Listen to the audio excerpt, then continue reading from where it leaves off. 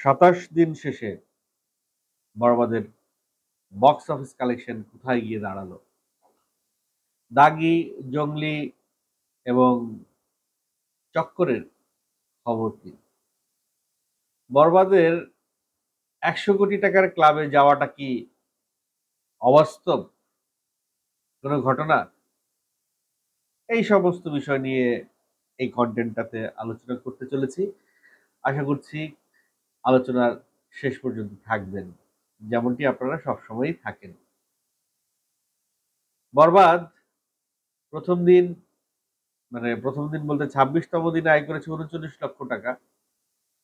২৭তম দিনে আয় করেছে ৩৭.৮৩ লক্ষ টাকা, মানে ৩৮ লক্ষ টাকার কাছে হয়েছে। ১ লক্ষ টাকা এদিক ওদিক হয়েছে, ১ থেকে ১.৫ লক্ষ টাকা এদিক ওদিক হয়েছে। ওইদিকে জংলি আয় করেছিল ১৬ লক্ষ টাকার কাছাকাছি, সেখানে আজকে ১৪ লক্ষ টাকা ২৭তম দিনে। আর দাগি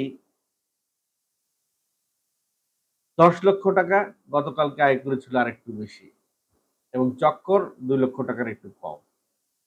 চলেন ইন ডিটেইলে একটু আলাপ করি। ৩৭টা ৪৯টা শো পেয়ে বরবাদ ৩৭.৮৩ লক্ষ টাকা আয় করেছে, যা টোটাল গিয়ে দাঁড়ায় ২৭তম দিনে ১১.৭৬ কোটি টাকা। ১১.৭৬ কোটি টাকা, তার মানে হচ্ছে যে ২৮তম দিন শেষে ১২ কোটি টাকাতে যাওয়ার জন্য বরবাদের আর লাগবে ২৪ লক্ষ টাকার কাছাকাছি, যেটি খুব অনায়াসেই বরবাদ করে ফেলবে। এই অঙ্কটা কালেকশন করে ফেলবে, যদিও রবিবার ওয়ার্কিং ডে। আজকে রবিবার, আজকে ওয়ার্কিং ডে। ওয়ার্কিং ডেতেও বরবাদ একেবারে কম করে হলেও সেই 25-এর কাছাকাছি থাকে। তো ২৪ লক্ষ টাকা বরবাদ ওয়ার্কিং ডেতে আয় করবে, অর্থাৎ ২৮তম দিনে গিয়ে বরবাদ ১২ কোটি টাকায় ঢুকবে। এটি খুব স্বাভাবিক একটি ঘটনা। সেই সঙ্গে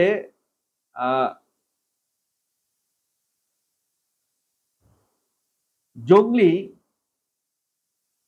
২৯টা শো নিয়ে ১৪.৫৩ লক্ষ টাকা আয় করেছে। টোটাল গিয়ে দাঁড়িয়েছে জংলির ২.৪৫ কোটি, মানে আর মাত্র ১৫ লক্ষ টাকা নিতে পারলে, কালেক্ট করতে পারলে জংলি ৩ কোটি টাকার ক্লাবে ঢুকবে। সেই ক্ষেত্রে জংলির আগামীকালকে ডাবল ফিগারে থাকবে কিনা একটা সন্দেহ, কারণ আগামীকাল একটা ওয়ার্কিং ডে। ওয়ার্কিং ডেতে ডাবল ফিগারে থাকাটা খুবই কষ্ট হবে জংলির। যদি ডাবল ফিগারে থাকেও, তাতেও জংলির ৩ কোটি টাকার ক্লাবে ঢুকতে আরো ২-৩ দিন সময় লাগতে পারে, ৩-৪ দিন সময় লাগতে পারে। অর্থাৎ আগামী সপ্তাহে জংলি ৩ কোটি টাকার ক্লাবে ঢুকে যাবে। এই সপ্তাহে জংলি যে ৩ কোটি টাকার ক্লাবে ঢুকে যাবে, এটি খুব স্বাভাবিক একটা ঘটনা। ওদিকে দাগি আস্তে আস্তে শো কমছে, আবার ওদের কালেকশনও কমছে। ২৩টা শো থেকে দাগি ১০ লক্ষ টাকা আয় করেছে। আয় কিন্তু অস্বাভাবিক খারাপ করেছে তা না, প্রতিটা শো থেকে অলমোস্ট ৪৫-৫০ হাজার টাকা তারা কালেকশন করেছে। টোটাল গিয়ে দাঁড়িয়েছে দাগির ৪.৮২ কোটি টাকা। দাগিরও ৫ কোটি টাকার ক্লাবে ঢুকতে হলে আরো ২-৩ দিন সময় লাগবে। অর্থাৎ জংলি আর দাগি একটা ভালো কম্পিটিশনে আছে। তবে জংলি ২১ তারিখের পর থেকে, ২১তম দিনের পর থেকে কিন্তু জংলি দাগিকে টক্কর দিয়ে আসছে। শো এর দিক থেকেও জংলি দাগির চেয়ে বেশি, বক্স অফিস কালেকশনের দিক থেকেও জংলি দাগির চেয়ে বেশি। অর্থাৎ জংলি সেকেন্ড পজিশনে চলে এসছে, দাগি যেই পজিশনটা ২০তম দিন পর্যন্ত ধরে রেখেছিল। আফরান নিশোকে পেছনে ফেলে সামনে এগিয়ে আসা সিয়াম আহমেদের জন্য একটা দারুণ খবর। আফরান নিশোর এই বক্স অফিস কালেকশন নিয়ে প্রযোজক শাহরিয়ার শাকিল কতটুকু খুশি সে বিষয়ে আমার কোনো ধারণা নেই। তবে প্রযোজক শাহরিয়ার শাকিল দাগিকে বক্স অফিস হিট বলে ঘোষণা দিয়েছে। দাগিকে ব্লকবাস্টার বলে তারা ঘোষণা দিয়েছে। কিন্তু এই ঘোষণা যদি দিতে হয় দাগিকে ব্লকবাস্টার, তাহলে আসলে দাগির কত টাকা আয় করা প্রয়োজন? দাগি এ পর্যন্ত আয় করেছে 4.82 কোটি টাকা, 5 কোটি টাকাই ধরলাম ব্লকবাস্টার সহ। ব্লকবাস্টারের হিসাব কিন্তু এখানে নাই। ব্লকবাস্টারের হিসাব সহ যদি ধরি তাহলে ধরেন 5 কোটি টাকা প্লাস আয় করেছে, 5 কোটি টাকার উপরে চলে যাবে। তো 5 কোটি টাকার 4/1 পাবে হিসাবে দাগি, শেয়ার মানি হিসাবে, টিকিট প্রাইসের। তো সেখান থেকে কিছু টিকিট আছে 500, কিছু টিকিট আছে 400, কিছু টিকিট আছে আবার 1200। ধরে নিচ্ছি 5 কোটি টাকা থেকে তারা 1.5 কোটি টাকা আয় করেছে এ পর্যন্ত। তো এতে করে দাগির তো কেবল মূলধন উঠে এসেছে, যদি 1.5 কোটি টাকার সিনেমা হয়। আর যদি 2-2.5 কোটি টাকা বাজেটের সিনেমা হয়ে থাকে দাগি, তাহলে মূলধন তুলতেই তো তাদের অনেক সময় আরো অপেক্ষা করতে হবে। তবে হ্যাঁ, যদি এই হিসাবের সঙ্গে দাগি ওটিটির হিসাবটা যোগ করে, বিভিন্ন রাইটসের পয়সা যোগ করে, গানের rights, YouTube rights, channel rights, এই সমস্ত রাইটস এবং বিজ্ঞাপনের কথা যদি যোগ করে, তাহলে হিসাবটা অন্যরকম। তাহলে কিন্তু যদি শাহরিয়ার শাকিল দাবি করে যে সে তার ইনভেস্টমেন্টের টাকা থেকে বেশি টাকা মানে প্রফিট করে ফেলেছে, তাহলে সেটা আমাদের মানা ছাড়া আর কোনো অপশন নেই। কারণ প্রযোজক নিজেই দাবি করেছেন যে সে তার প্রফিট উঠে এসছে সিনেমা থেকে। সো সেই জায়গায় একটা সিনেমা যদি হিট বা সুপারহিট হতে হয়, তাহলে তার যে ইনভেস্টমেন্ট, সেই ইনভেস্টমেন্টের দ্বিগুণ টাকা উঠাইতে হবে, দ্বিগুণ টাকা কালেক্ট করতে হবে, পকেটে ঢুকতে হবে। সেই জায়গা থেকে প্রযোজক শাহরিয়ার শাকিল যদি দাবি করে যে না, সে দ্বিগুণ টাকারও বেশি তার ইতিমধ্যে তার পকেটে ঢুকে গেছে, সেক্ষেত্রে হ্যাঁ, দাগি ব্লকবাস্টার বলে আমরা ধরতে পারি। তবে জঙ্গলি এই ব্লকবাস্টার হতে হলে কতটা সময় লাগবে সেই বিষয়টা কিন্তু এখনো জঙ্গলির টিম ক্লিয়ার করে নাই। জঙ্গলির একটা ভিডিও দেখলাম, সম্ভবত ইউএসএ তে হতে পারে।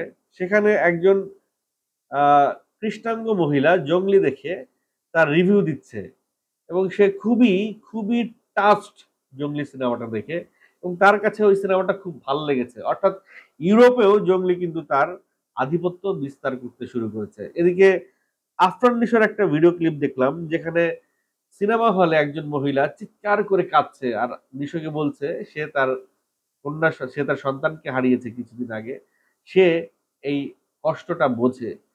নিশোর সামনে দাঁড়িয়ে সেই দর্শক ভদ্রমহিলা চিৎকার করে কাঁদছে, খুবই হৃদয় বিদারক একটি দৃশ্য। যে দৃশ্য দেখার পরে আমার হৃদয়ও অনেকটা আঘাত করেছে, অনেকটা সঞ্চলিত হয়েছে, একটা রক্তক্ষরণ হয়েছে আমার হৃদয়ে, যে এতটা আবেগ নিয়ে সেই দর্শক সিনেমাটা এনজয় করেছে। আবার আফরান নিশোর দেখলাম অনেক ভক্ত দাগির সেই কয়েদির পোশাক পরে, ভালো একটা সংখ্যার ভক্ত গেছে সিনেমা হলে সিনেমা দেখতে। আবার ওইটার কাউন্টার দিল, দেখলাম যে বরবাদের এক ভক্ত বরবাদে শাকিব খানের কস্টিউম পরে গিয়েছে সিনেপ্লেক্সে সিনেমা দেখবার জন্য। তো ভক্তদের এরকম কাউন্টার গুলা দেখতে কিন্তু খুব ভালো লাগছে। এই জিনিসটা আমি খুব এনজয় করছি। আপনাদের কাছে কেমন লাগছে অবশ্যই কমেন্ট করে জানাবেন। কিন্তু সবচাইতে সারপ্রাইজ করেছে আমাকে চক্কর। চক্কর গতকালকেও 4টা শো থেকে 2 লক্ষ প্লাস আয় করেছে, আজকেও 4টা শো থেকে অলমোস্ট 2 লক্ষ টাকা আয় করেছে। শনিবারে অলমোস্ট 2 লক্ষ টাকা আয় করেছে।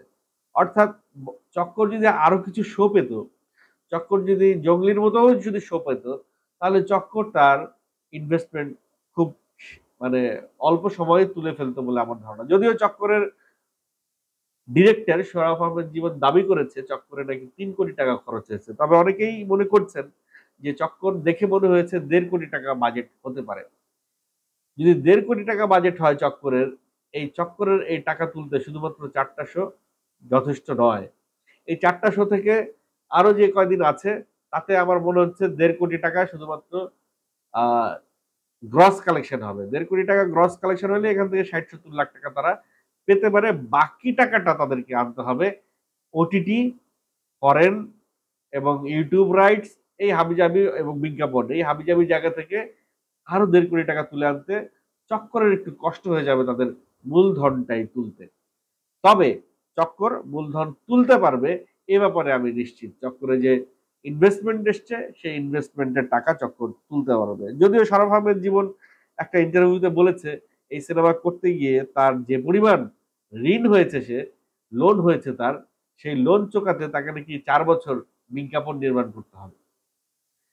আমার কাছে মনে হয় সেই প্রচেষ্টায় তার হয়তো নাও যেতে হতে পারে। সে আগামী বছরই আরেকটা সিনেমা বা আগামী কুরবানির ঈদের জন্য বা আগামী রোজার ঈদের জন্য সে আরেকটা সিনেমা বানানোর প্রস্তুতি হয়তো সে নিয়ে নিবে। যেভাবে চক্কর চলছে তা দেখে আমার তাই মনে হচ্ছে। তো ওভারঅল বক্স অফিসে বরবাদ এখনো দাপিয়ে বেড়াচ্ছে।